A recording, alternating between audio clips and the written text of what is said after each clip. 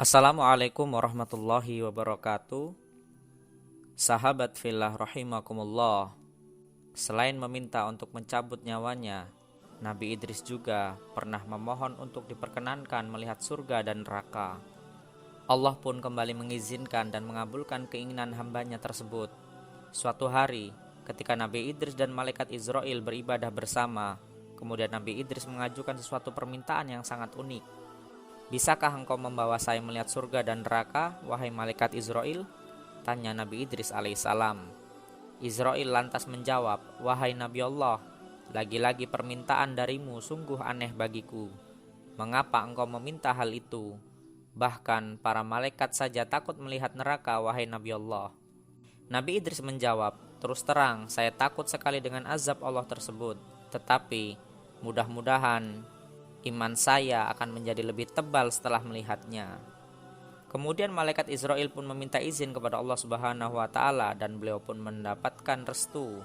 Keduanya pun pergi untuk melihat surga dan neraka. Nabi Idris didampingi malaikat Israel pergi ke neraka terlebih dahulu. Baru sampai di dekatnya saja, Nabi Idris langsung jatuh pingsan karena melihat malaikat penjaga neraka adalah sosok yang sangat mengerikan dan menakutkan. Malaikat itu sedang menyeret dan menyiksa manusia-manusia yang durhaka kepada Allah Subhanahu wa taala semasa hidupnya. Api berkobar-kobar dengan dahsyatnya, terdengar bunyi gemuruh menakutkan dan hal-hal mengerikan lainnya. Nabi Idris tidak sanggup menyaksikan berbagai siksaan yang sangat mengerikan itu. Tidak ada pemandangan yang lebih menakutkan dan mengerikan dibandingkan dengan pemandangan neraka. Malaikat yang menjaga neraka amat sangat menakutkan baginya. Nabi Idris pergi dan meninggalkan neraka dengan perasaan takut dan badan yang sudah lemas. Setelah itu, Nabi Idris kemudian meminta kepada malaikat maut untuk mengajaknya pergi menuju surga. "Wahai malaikat maut, saya mempunyai keinginan yang lain, yaitu agar Tuhan dapat menolong saya membawa masuk ke dalam surga Allah, sehingga saya dapat melihat apa-apa yang telah disediakan Allah bagi kekasihnya. Setelah melihat surga, maka saya pun dapat meningkatkan lagi ibadah saya kepada Allah Subhanahu wa taala." Nabi Idris berkata lagi, "Wahai saudaraku malaikat maut, saya telah merasakan pahitnya maut dan saya telah melihat dahsyatnya api neraka. Maka maukah Tuhan memohonkan kepada Allah Subhanahu wa taala untukku agar Allah mengizinkan aku memasuki surga untuk dapat meminum airnya, untuk menghilangkan kesakitan mati dan dahsyatnya api neraka?" Malaikat maut pun menjawab, "Saya tidak dapat membawa Tuhan masuk ke dalam surga tanpa perintah Allah Subhanahu wa taala."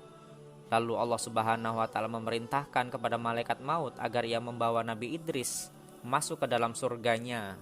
Di sana reaksi Nabi Idris pun hampir sama, nyaris pingsan kembali. Tapi bukan karena takut seperti melihat neraka, melainkan rasa takjub dengan pesona dan keindahan semua yang ada di dalam surga. Nabi Idris begitu takjub dan terpesona. Dilihatnya sungai-sungai yang airnya begitu bening seperti kaca. Di pinggir sungai terdapat pohon-pohon yang bagian batangnya terbuat dari perak dan emas, serta berbagai perhiasan yang tidak mampu dibandingkan dengan keindahan dunia.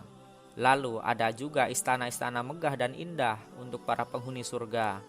Di setiap penjuru ada pohon yang menghasilkan buah-buahan yang menarik minat mata dan mulut untuk mencicipinya. Buahnya pun begitu segar, ranum, dan harum. Setelah mencoba air di dalam surga, Nabi Idris juga merasakan betapa segarnya air tersebut. Setelah berkeliling, malaikat Israel mengajak Nabi Idris untuk pulang kembali ke bumi. Namun Nabi Idris tak ingin pulang dan meninggalkan surga lagi. Ia meletakkan kasutnya atau sandalnya di bawah salah satu pohon surga. Kemudian setelah keluar dari surga, Nabi Idris berkata kepada malaikat Israel, "Wahai malaikat maut, aku telah meninggalkan sandalku di dalam surga." Malaikat Israel pun menjawab, "Masuklah kembali ke surga dan ambillah sandal Tuan." Maka masuklah Nabi Idris, namun ia tidak ingin keluar lagi, sehingga malaikat maut memanggilnya, "Wahai Idris, keluarlah." "Tidak, wahai malaikat maut, karena Allah Subhanahu wa taala telah berfirman, setiap yang berjiwa akan merasakan mati. Tuan boleh tinggal di sini setelah kiamat nanti, setelah semua amal ibadah dihisap oleh Allah, baru Tuhan bisa menghuni surga bersama para nabi dan orang-orang beriman lainnya," kata malaikat Israel. Nabi Idris alaihissalam menjawab, saya ingin beribadah kepada Allah sampai hari kiamat nanti. Hingga saat ini pun diyakini Nabi Idris masih hidup dalam surga atas izin Allah Subhanahu wa taala yang Maha Pengasih dan Maha Penyayang. Wallahu alam bishawab. Semoga bermanfaat. Assalamualaikum warahmatullahi wabarakatuh.